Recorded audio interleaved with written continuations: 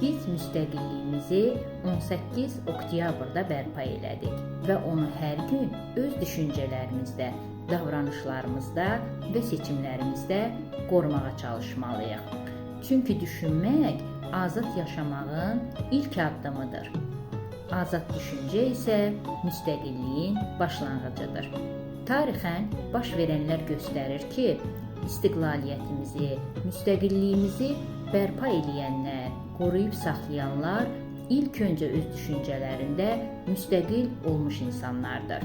Onlar öz xalqlarının, millətlərinin azad düşünmələrinə inanmış və bunun üçün mübarizə aparmışlar. Bu bəxş olunan azadlığı qorumağın yolu da yenə də düşünməkdən, öyrənməkdən və müxtəlif fikirlərə açıq olmaqdan keçir.